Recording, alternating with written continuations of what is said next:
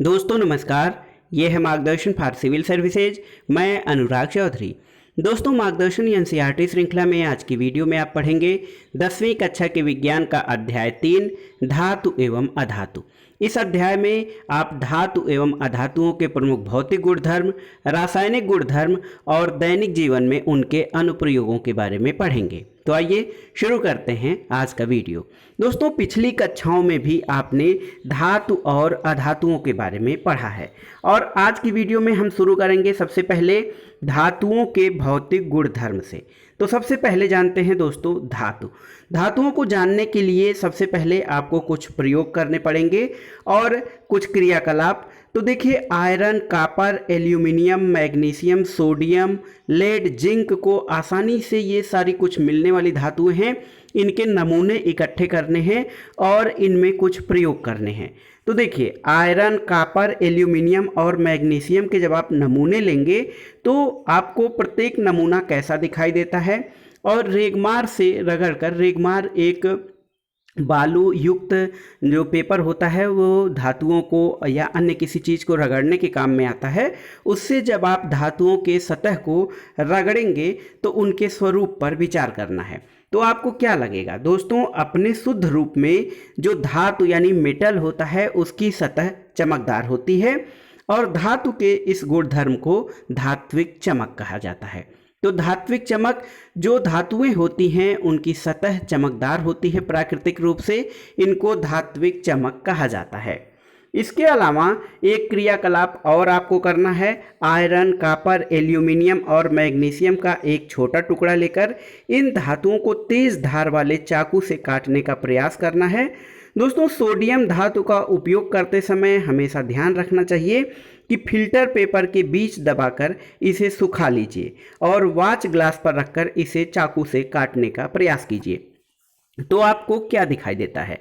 तो धातुओं के बारे में एक सामान्य इनका गुणधर्म और है कि धातुएं सामान्यतः कठोर होती हैं। एक तो इनमें धात्विक चमक होती है, दूसरी ये सामान्यतः कठोर होती हैं और प्रत्येक धातु की जो कठोरता होती है वो अलग अलग होती है, यानी कोई धातु अधिक कठोर होती है, कोई धातु कम कठोर होती है। एक क्रियाकलाप और आपको करना है। आयरन, जिंक, लेड और कॉपर के टुकड़े लेना है और इसे लोहे के ब्लॉक पर रखकर 4 बार हथौड़े से प्रहार करना है। आप क्या देखेंगे दोस्तों? आप देखेंगे कि कुछ धातुओं को पीट कर पतली चादर बनाया जा सकता है और इस गुणधर्म को आघातवर्ध्यता कहते हैं। यानी धातुओं का वो गुणधर्म जिसके आधार पर उनको पीट कर एक पतली चादर बनाया जा सकता है, उनको धातु के आघातवर्ध्यता का गुण कहा जाता है। सोना और चांदी सबसे अधिक आघातवर्ध्य धातुएं होती हैं, यानी इनको पीट कर बहुत पतली चादर बनाई जा सकती है। इसमें लोहा, तांबा, पीतल, एल्यूमिनियम, इसके अलावा सोना और चांदी प्रमुख आघातवर्ध्य धातुएं होती हैं। दोस्तों इन धातुओं की सूची जब आप बनाएंगे तो इसमें धातु के पतले तार के रूप में खींचने की क्षमता भी होती है और धातुओं के इस गुण को तन्यता कहा जाता है। सोना सबसे अधिक तन्य धातु है और आप ये जानकर आश्चर्य मानेंगे कि 1 ग्राम सोने से 2 किलोमीटर लंबा तार बनाया जा सकता है। आघातवर्ध्यता और तन्यता के कारण धातुओं को हमारी आवश्यकता के अनुसार कई प्रकार के आकार दिए जा सकते हैं और दैनिक जीवन में इनका कई प्रकार से प्रयोग किया जा सकता है। जैसे धातुओं से बर्तन बनाया जा सकता है, तार बनाए जा सकते हैं, हैंगर बनाए जा सकते हैं, यानी हमारी आवश्यकता के आधार पर इनसे विभिन्न प्रकार के आकार और स्वरूप की वस्तुओं का निर्माण किया जा सकता है। दोस्तों क्या आप कुछ धातुओं के नाम बता सकते हैं जिनका उपयोग खाना पकाने के बर्तन बनाने के लिए किया जाता है?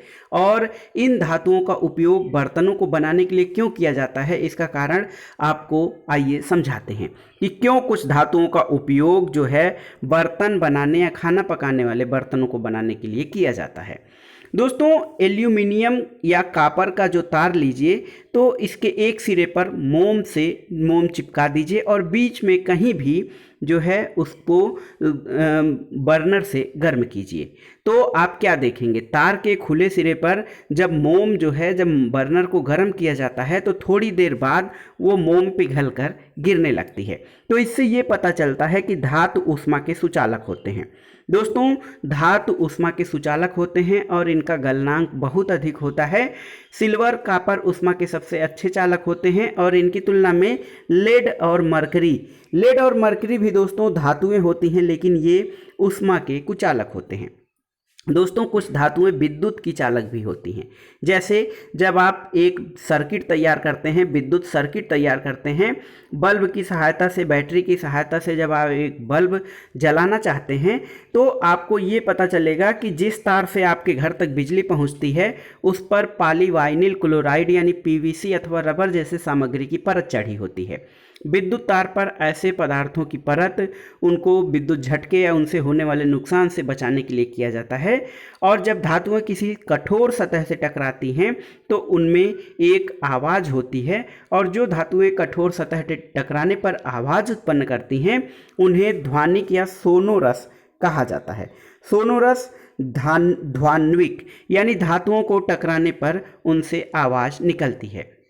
स्कूल की घंटी धातु की इसीलिए बनी होती है कि वो उससे ध्वनि निकलती है और हम आसानी से जो घंटे का समय है उसका अनुमान लगा सकते हैं। दूसरी चीज़ अधातु। अधातु क्या है? तो दोस्तों, धातुओं की तुलना में जो अधातु होते हैं उनकी संख्या कम होती है। Carbon, sulphur, iodine, oxygen, hydrogen ये अधातुओं के उदाहरण में आते हैं। ब्रोमीन दोस्तों, ब्रोमीन ऐसी अधातु है जो कि द्रव होती है। इसके अलावा सारी अधातुएं या तो ठोस होती हैं या फिर गैस होती हैं। दोस्तों, धातुओं के समान अधातुओं के भी कुछ गुणधर्म होते हैं, आइए जानते हैं। तो इसमें आपको कार्बन, कोल या ग्रेफाइट, सल्फर और आयोडीन के नमूने इकट्ठे करने हैं और इनके आधार पर जब आप परीक्षण करेंगे तो आपको क्या पता चलेगा? दोस्तों, आपको ये पता चलेगा कि मरकरी को छोड़कर सारी धातुएं कमरे के साधारण ताप पर ठोस अवस्था में पाई जाती हैं। सबसे बड़ी चीज़, मरकरी जो कि पारा कहा जाता है, ये धातु द्रव अवस्था में पाई जाती है, भले ही धातु है। और धातुओं का गलनांक अधिक होता है, लेकिन गैलियम और सीजियम का गलनांक बहुत कम होता है। और यदि आप अपनी हथेली पर इन वस्तुओं को रखेंगे, इन तत्वों को रखेंगे, तो वो पिघलने लगती हैं। दूसरी चीज़ ये है कि आयोडीन जो है अधातु है, लेकिन तब भी चमकीला होता है, जो कि धातुओं का प्रमुख गुण है। कार्बन ऐसी अधातु है जो विभिन्न रूपों में विद्यमान होती है। प्रत्येक रूप को अपर रूप कहा जाता है। हीरा कार्बन का ऐसा ही अपर रूप है। ये सबसे कठोर प्राकृतिक पदार्थ है। इसका गलनांक और क्वथनांक बहुत अधिक होता है। इसके अलावा दोस्तों, कार्बन का एक अन्य अपर रूप ग्रेफाइट होता है, जो कि विद्युत का सुचालक भी होता है। क्षारीय धातु जैसे लिथियम, सोडियम, पोटेशियम इतने मुलायम होते हैं कि इनको चाकू से भी काटा जा सकता है। इनके घनत्व और गलनांक भी कम होते हैं।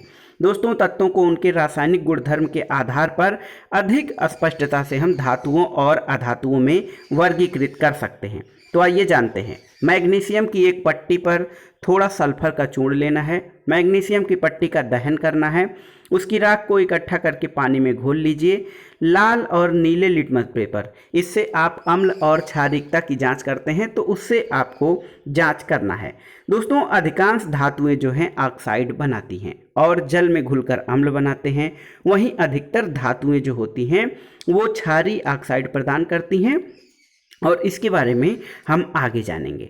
दोस्तों, धातुओं के भौतिक गुणधर्म के बाद आइए जानते हैं धातुओं के प्रमुख रासायनिक गुणधर्म क्या होते हैं। दोस्तों, धातुओं के रासायनिक गुणधर्म के लिए हम कुछ प्रयोग करेंगे। Aluminium, copper, iron, lead, magnesium, zinc और सोडियम के कुछ नमूने आपको इकट्ठे करने हैं और उनके आधार पर हम देखेंगे।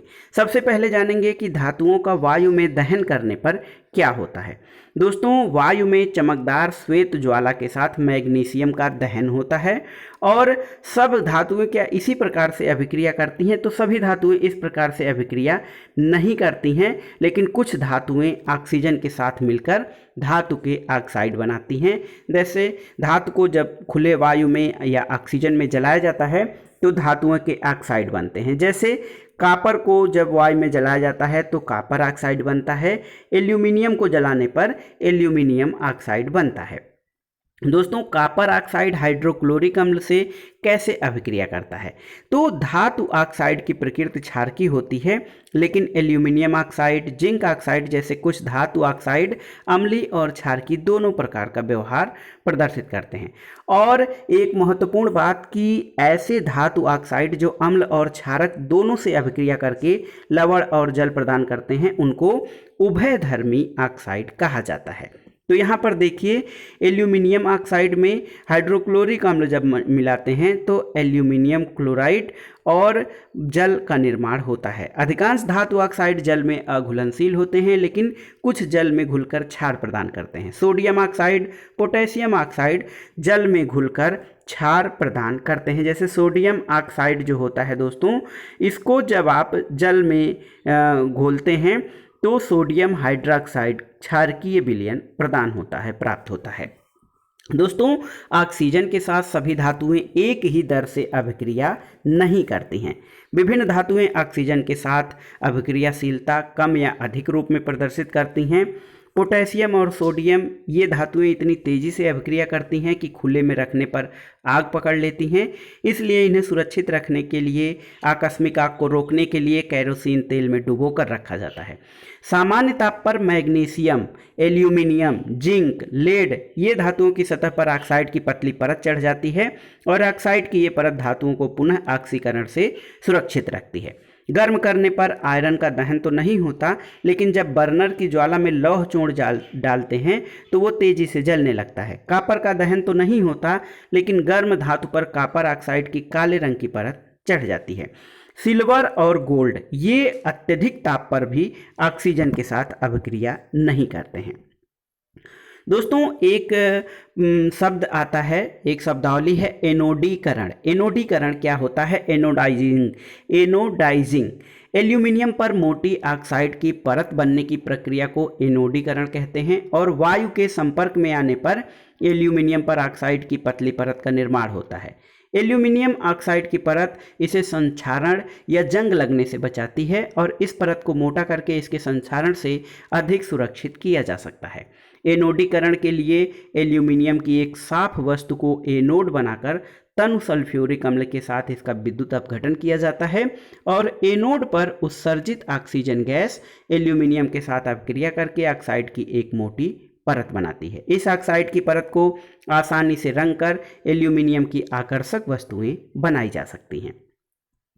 दोस्तों धातुओं के नमूनों में आपने जाना कि सोडियम बहुत अधिक अभिक्रियाशील होती है, मैग्नीशियम धीमी अभिक्रिया करता है और सोडियम की अपेक्षा कम अभिक्रियाशील है, लेकिन ऑक्सीजन में दहन करने से जिंक, आयरन, कॉपर, लेड की अभिक्रियाशीलता का पता नहीं चलता है। कुछ और अभिक्रियाओं को देखकर हम इन वस्तुओं की अभिक्रियाशीलता का क्रम बनाने का प्रयास करेंगे। पहली चीज़ ये कि जब धातुएं जल के साथ अभिक्रिया करती हैं तो क्या होता है। यहाँ पर देखिए धातु पर भाप की अभिक्रिया को आपको यहाँ दिखाना है और उसके लिए एक प्रयोग किया जा रहा है कि किस तरह से धातु पर भाप की क्रिया को देखेंगे। दोस्तों जल के साथ अभिक्रिया करके जो धातुएं हैं वो हाइड्रोजन गैस और धातु ऑक्साइड उत्पन्न करती हैं। जो धातु ऑक्साइड जल में घुलनशील हैं, जल में घुलकर धातु हाइड्रोक्साइड बनाते हैं, लेकिन सभी धातुएं जल के साथ अभिक्रिया नहीं करती हैं। दूसरी चीज़ पोटेशियम और सोडियम जैसी धातुएं ठंडे जल के साथ तेजी से अभिक्रिया करती हैं। सोडियम और पोटेशियम की अभिक्रिया तेज और ऊष्माक्षेपी होती है, यानी इन अभिक्रियाओं से ऊष्मा निकलती है। इससे निकलने वाला हाइड्रोजन तत्काल जलने लगता है। जल के साथ कैल्शियम की अभिक्रिया थोड़ी धीमी होती है, लेकिन यहाँ उत्सर्जित ऊष्मा हाइड्रोजन के प्रज्वलित होने के लिए पर्याप्त नहीं होती है। दोस्तों इन अभिक्रियाओं में जो हाइड्रोजन गैस का बुलबुला निकलता है कैल्शियम धातु की सतह पर चिपक जाता है, इसलिए कैल्शियम तैरना आरंभ कर देता है। मैग्नीशियम शीतल जल या ठंडे जल के साथ अभिक्रिया नहीं करता, लेकिन गर्म जल के साथ अभिक्रिया करके वो मैग्नीशियम हाइड्रोक्साइड और हाइड्रोजन गैस का निर्माण करता है। चूँकि हाइड्रोजन गैस के बुलबुले मैग्नीशियम धातु की सतह से चिपक जाते हैं, इसलिए ये तैरना भी आरंभ कर देते हैं।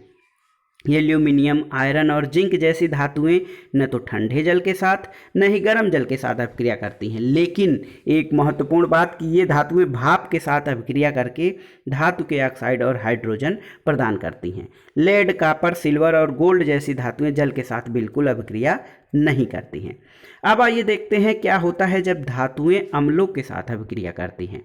तो बहुत ही महत्वपूर्ण है दोस्तों, धातुएं अम्ल के साथ अभिक्रिया करके लवण और हाइड्रोजन गैस प्रदान करती हैं, लेकिन सभी धातुएं इस प्रकार की अभिक्रिया नहीं करती हैं। जैसे धातु पर कोई तनु अम्ल डाला जाता है तो लवण और हाइड्रोजन गैस का निर्माण होता है।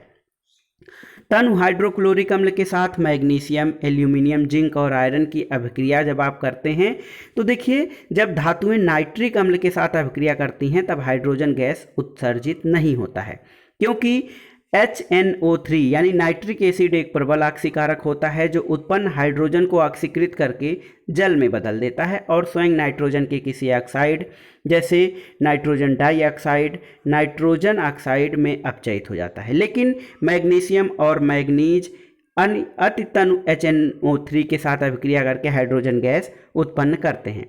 दोस्तों, बुलबुले बनने की दर मैग्नीशियम के साथ सबसे अधिक होती है और इस स्थिति में जो अभिक्रिया होती है सबसे अधिक गर्मी प्रदान करने वाली या ऊष्माक्षेपी थी। अभिक्रियाशीलता के इस क्रम में घटती है, जैसे मैग्नीशियम सबसे अधिक अभिक्रियाशील होता है, उससे कम एल्यूमिनियम, उससे कम जिंक और उससे कम जो है आयरन होता है।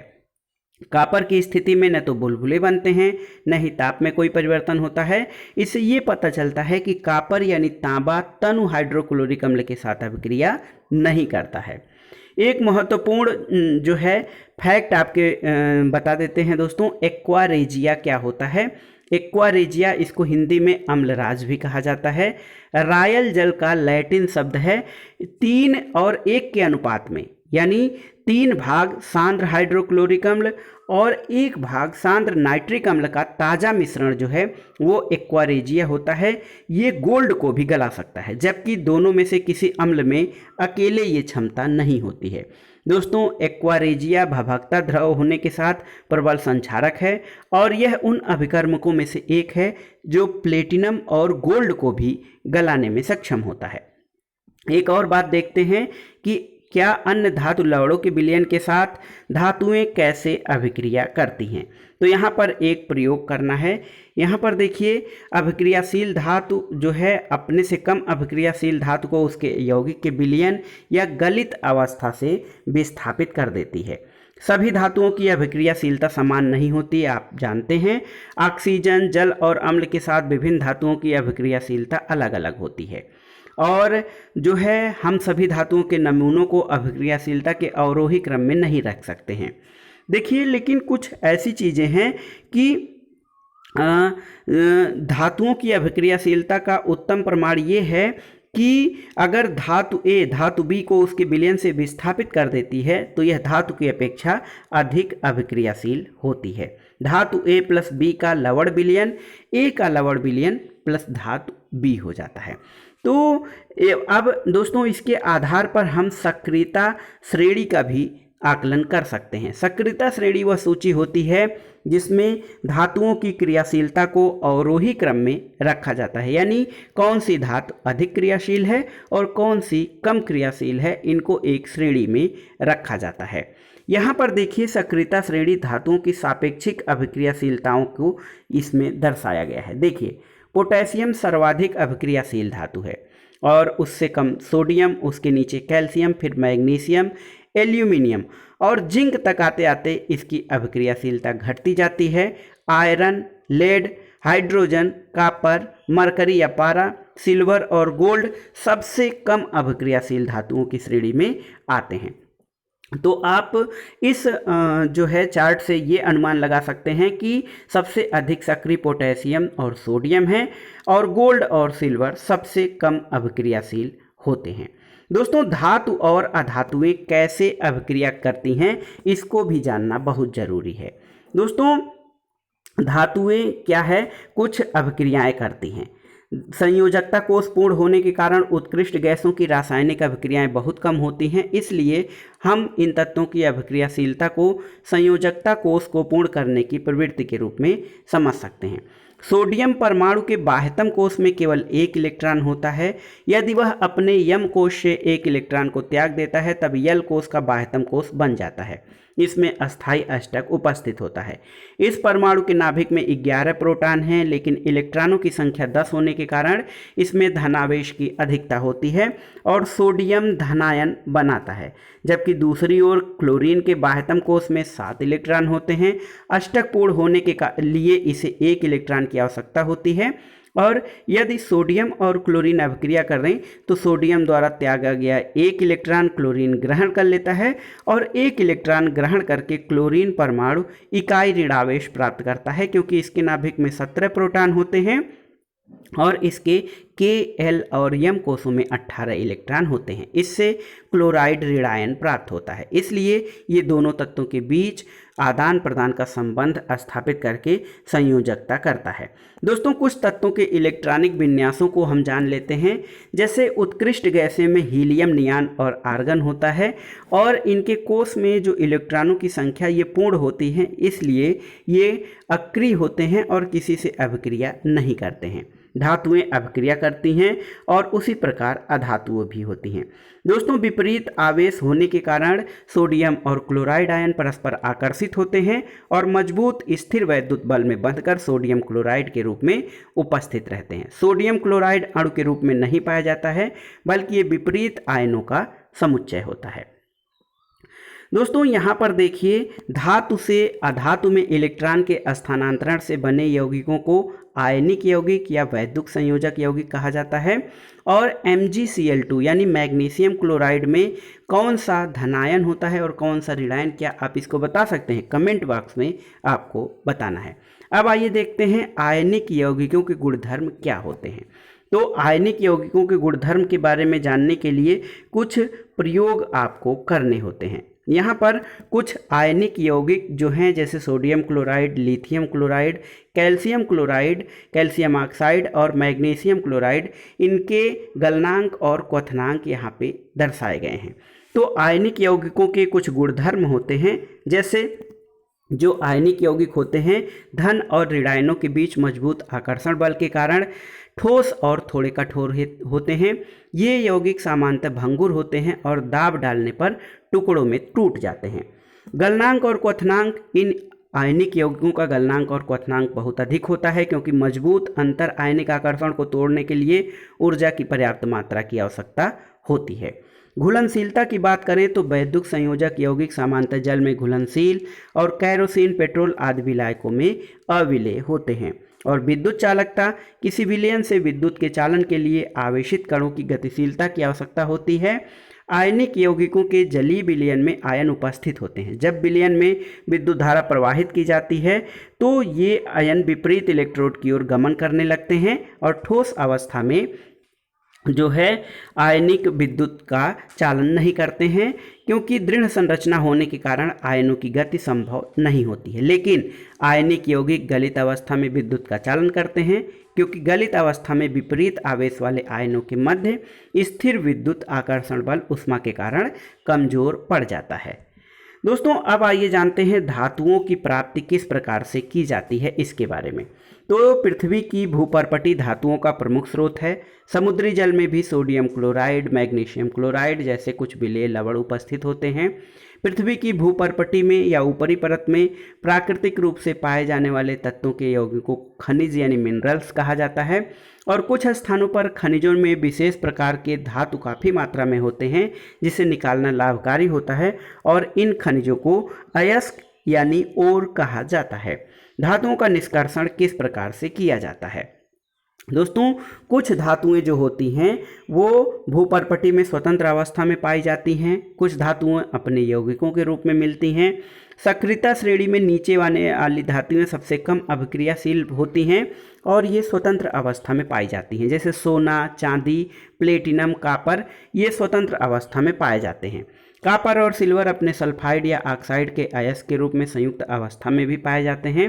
और सक्रियता श्रेणी में जो सबसे ऊपर की धातुएं हैं जैसे पोटेशियम, सोडियम, कैल्शियम, मैग्नीशियम और एल्यूमिनियम, ये इतनी अभिक्रियाशील होती हैं कि ये कभी भी स्वतंत्र तत्व के रूप में नहीं पाई जाती हैं। और सक्रियता श्रेणी की मध्य की धातुएं जैसे जिंक, आयरन और सीसा, इनकी अभिक्रियाशीलता मध्यम होती है। पृथ्वी की भूपर्पटी में ये मुख्यतः ऑक्साइड, सल्फाइड या कार्बोनेट के रूप में पाई जाती हैं। आप देखेंगे कि कई धातुओं के अयस्क ऑक्साइड होते हैं।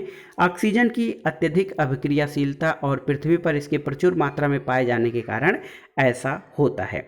दोस्तों, इस प्रकार देखा जाए तो अभिक्रियाशीलता के आधार पर धातुओं को 3 वर्गों में बांटा जा सकता है। एक तो होता है कम अभिक्रियाशील धातुएं यानी निम्न अभिक्रियाशील धातुएं, मध्यम अभिक्रियाशील धातुएं और उच्च अभिक्रियाशील धातुएं। प्रत्येक वर्ग में आने वाली धातुओं को प्राप्त करने के लिए कुछ तकनीकों का प्रयोग किया जाता है। तो यहाँ पर देखिए अयस्क, इनका सांद्रण किस प्रकार से होता है और इनका निष्कर्षण किस प्रकार से होता है। तो देखिए, उच्च अभिक्रियाशील धातुएं, ये गलित धातु का विद्युत अपघटन करके शुद्ध धातु निकाली जाती है। मध्यम अभिक्रियाशील जो धातुएं होती हैं इनमें कार्बोनेट अयस्क और सल्फाइड अयस्क होते हैं। कार्बोनेट अयस्क का निस्तापन और सल्फाइड अयस्क का भर्जन किया जाता है। फिर धातु के ऑक्साइड धातु में अपचयन करके धातु का शोधन किया जाता है। और जो निम्न अभिक्रियाशील धातुएं होती हैं या तो ये सल्फाइड अयस्क के रूप में मिलती हैं, भर्जन करके धातु का परिष्करण कर लिया जाता है। तो अयस्क से धातु निष्कर्षण में जो चरण होते हैं उनको इस चार्ट के माध्यम से इसमें दिखाया गया है। आइए जानते हैं दोस्तों अयस्कों का समृद्धिकरण। पृथ्वी में जो खनित अयस्क होते हैं उसमें मिट्टी, रेत जैसी कुछ अशुद्धियां होती हैं, इन्हें गैंग कहा जाता है। अशुद्धियों को, जो अयस्क होते हैं उनमें अशुद्धियों को गैंग कहा जाता है। और धातुओं के निष्कर्षण से पहले अयस्क से अशुद्धियों को हटाना जरूरी होता है। अयस्कों से गैंग को हटाने के लिए जिन प्रक्रियाओं का उपयोग किया जाता है वो गैंग के भौतिक और रासायनिक गुणधर्म पर आधारित होते हैं। सक्रियता श्रेणी में नीचे आने वाली धातुओं का निष्कर्षण किस प्रकार से होता है। दोस्तों, सक्रियता श्रेणी में नीचे आने वाली धातुएं काफ़ी अनअभिक्रियाशील होती हैं और इन धातुओं के ऑक्साइड को केवल गर्म करने से धातु को प्राप्त किया जाता है। जैसे सिनाबार या जो है मर्क्यूरिक सल्फाइड मरकरी का एक अयस्क है। वायु में गर्म करने पर यह पहले मर्क्यूरिक ऑक्साइड में बदलता है और अधिक गर्म करने पर मर्क्यूरिक ऑक्साइड मरकरी यानी पारा में अपचयित हो जाता है। इसी प्रकार के कॉपर सल्फाइड जो है ये तांबे को केवल वायु में गर्म करके इसको अयस्क से अलग किया जा सकता है। आइए जानते हैं सक्रियता श्रेणी के मध्य में स्थित धातुओं का निष्कर्षण कैसे किया जाता है। इसमें जो धातुएं होती हैं उसमें आयरन, जिंक, लेड, कॉपर की अभिक्रियाशीलता इनकी मध्यम होती है। ये सल्फाइड या कार्बोनेट के रूप में पाई जाती हैं और सल्फाइड या कार्बोनेट की तुलना में धातु को उसके ऑक्साइड से प्राप्त करना आसान होता है। इनको सबसे पहले अधिक ताप पर गर्म करते हैं जिसको भर्जन कहा जाता है। फिर कार्बोनेट अयस्क को सीमित वायु में अधिक ताप पर गर्म करने पर ऑक्साइड में बदलता है और इस प्रक्रिया को निस्तापन कहा जाता है। जिंक के अयस्कों के भर्जन और निस्तापन के समय कुछ अभिक्रिया होती है और इनसे धातुओं का निष्कर्षण किया जाता है। दोस्तों, इसके अलावा सक्रियता श्रेणी में सबसे ऊपर आने वाली धातुओं का निष्कर्षण किस प्रकार से होता है। तो अभिक्रियाशीलता श्रेणी में सबसे ऊपर स्थित धातुएं अत्यधिक अभिक्रियाशील होती हैं। इन्हें कार्बन के साथ गर्म करके यौगिकों से प्राप्त नहीं किया जा सकता है। जैसे कार्बन के द्वारा सोडियम, मैग्नीशियम, कैल्शियम, एल्यूमिनियम आदि के ऑक्साइड का अपचयन कर उन्हें धातुओं में परिवर्तित नहीं किया जा सकता। इन धातुओं की बंधुता कार्बन की अपेक्षा ऑक्सीजन के प्रति अधिक होती है और इन धातुओं को विद्युत अपघटनी अपचयन द्वारा प्राप्त किया जाता है। जैसे सोडियम, मैग्नीशियम और कैल्शियम को उनके गलित क्लोराइडों के विद्युत अपघटन से प्राप्त किया जाता है। कैथोड जो कि ऋणावेशित इलेक्ट्रोड होता है, यहाँ पर धातुएं निक्षेपित हो जाती हैं और एनोड जो कि धन आवेशित इलेक्ट्रोड होता है वहाँ पर क्लोरीन मुक्त होती है। तो इसी तरह से एल्यूमिनियम ऑक्साइड के विद्युत अपघटनी अपचयन से एल्यूमिनियम प्राप्त किया जाता है। दोस्तों, धातुओं का परिष्करण किस प्रकार से किया जाता है। इसकी कई प्रक्रियाएं होती हैं धातुओं से अपद्रव्य को हटाने के लिए। एक प्रमुख प्रचलित विधि विद्युत अपघटनी परिष्करण होता है। इसके द्वारा कॉपर, जिंक, टिन, निकेल इसके अलावा सिल्वर, गोल्ड जैसी अनेक धातुओं का परिष्करण विद्युत अपघटन द्वारा किया जाता है। इसमें शुद्ध अशुद्ध धातु को एनोड और शुद्ध धातु की पतली परत को कैथोड बनाया जाता है। धातु के लवण विलयन का उपयोग विद्युत अपघट्य के रूप में होता है और जो है विद्युत अपघट्य से जब धारा प्रवाहित की जाती है तब एनोड पर अशुद्ध धातु विद्युत अपघट्य में घुल जाती है और इतनी ही मात्रा में शुद्ध धातु विद्युत अपघट्य से कैथोड पर निक्षेपित हो जाती है। विलेय अशुद्धियां विलयन में चली जाती हैं और अविलेय अशुद्धियां एनोड तली पर निक्षेपित हो जाती हैं, जिसको कि एनोड पंख कहा जाता है। आइए जानते हैं एक प्रमुख रासायनिक अभिक्रिया संक्षारण के बारे में।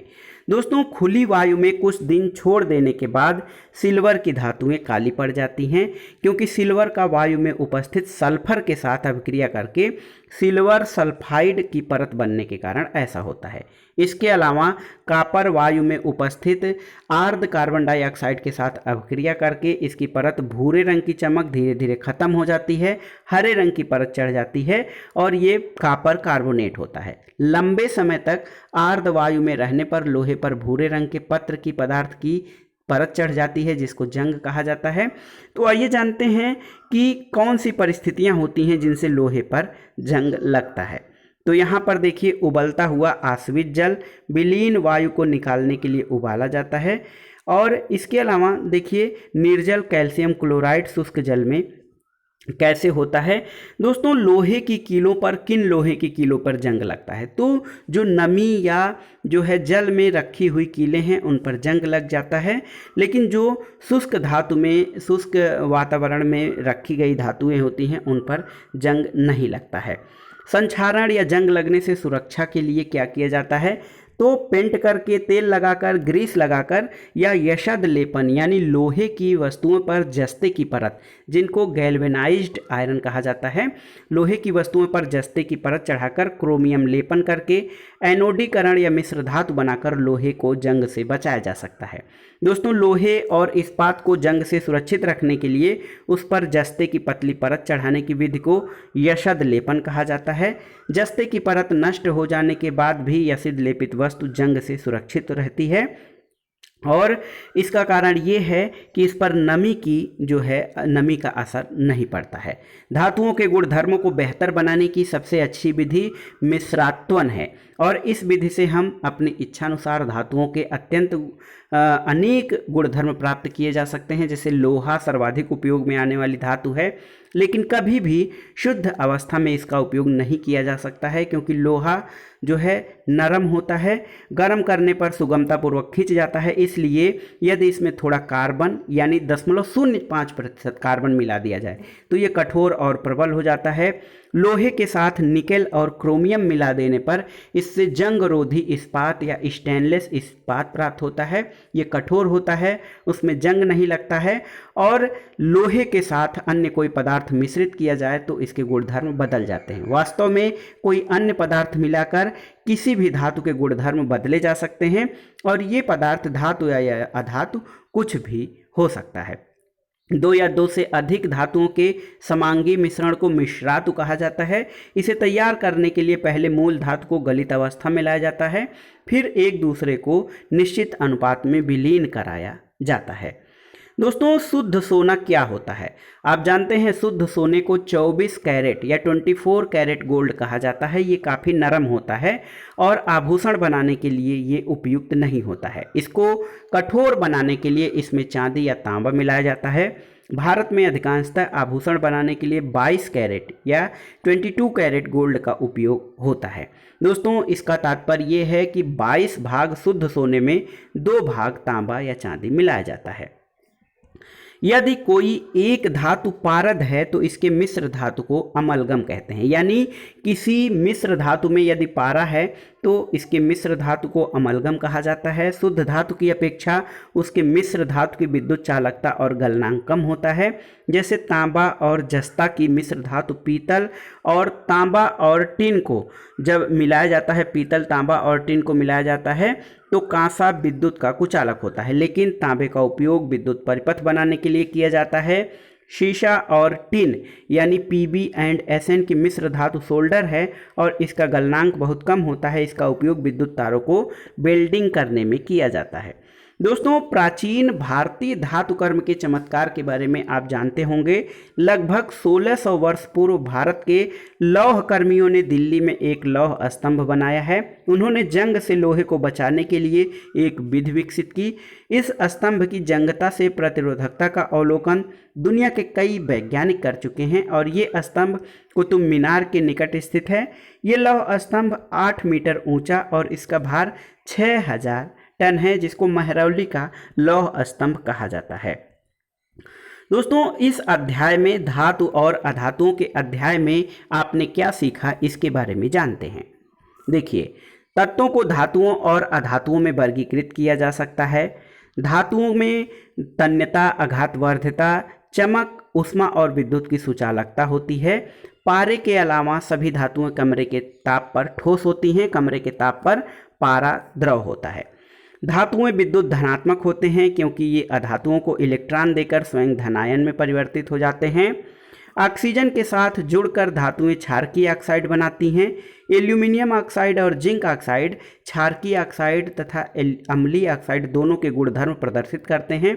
इन ऑक्साइडों को उभयधर्मी ऑक्साइड कहते हैं।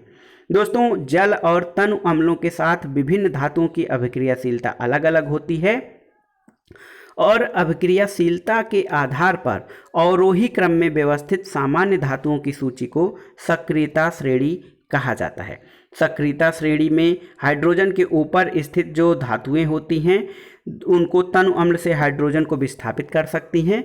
अधिक अभिक्रियाशील धातुएं अपने से कम अभिक्रियाशील धातुओं को उसके लवण विलयन से विस्थापित कर सकती हैं और प्रकृति में धातुएं स्वतंत्र अवस्था में या अपने यौगिकों के रूप में पाई जाती हैं। अयस्क से धातु का निष्कर्षण और उसका परिष्करण कर उपयोगी बनाने के प्रक्रम को धातु कर्म कहा जाता है। दोस्तों, 2 या 2 से अधिक धातुओं अथवा एक धातु या एक अधातु के समांगी मिश्रण को मिश्रातु कहा जाता है या मिश्र धातु कहा जाता है। लंबे समय तक आर्द्रवायु के संपर्क में रखने से लोहा जैसे कुछ धातुओं की सतह संक्षारित हो जाती है। इस परिघटना को संक्षारण कहा जाता है। अधातुओं के गुणधर्म धातुओं के विपरीत होते हैं। यह न तो आघातवर्ध होता है न ही तन्य होता है। ग्रेफाइट के अलावा सभी अधातुएं ऊष्मा और विद्युत की कुचालक होती हैं। ग्रेफाइट ऐसा अधातु है जो विद्युत का चालक होता है। दोस्तों, अधातुएं विद्युत ऋणात्मक तत्व होती हैं क्योंकि धातुओं के साथ अभिक्रिया में इलेक्ट्रॉन ग्रहण कर ऋण आवेशित आयन बनाती हैं। अधातुएं ऑक्साइड बनाती हैं जो अम्लीय या उदासीन होती हैं। अधातुएं तनु अम्लों में से हाइड्रोजन का विस्थापन नहीं करती हैं। ये हाइड्रोजन के साथ अभिक्रिया करके हाइड्राइड बनाती हैं। तो दोस्तों, ये था आज का वीडियो। एनसीईआरटी 10वीं कक्षा के विज्ञान का तीसरा अध्याय धातु और अधातु। इसमें आपने बहुत ही विस्तार से धातुओं और अधातुओं के भौतिक रासायनिक गुणधर्मों के बारे में जाना और इनके दैनिक जीवन में क्या अनुप्रयोग हो सकते हैं इनके संबंध में भी आपने पढ़ा। ये अध्याय कैसा लगा हमें कमेंट बॉक्स में ज़रूर बताइएगा। वीडियो देखने के लिए धन्यवाद दोस्तों। नमस्कार।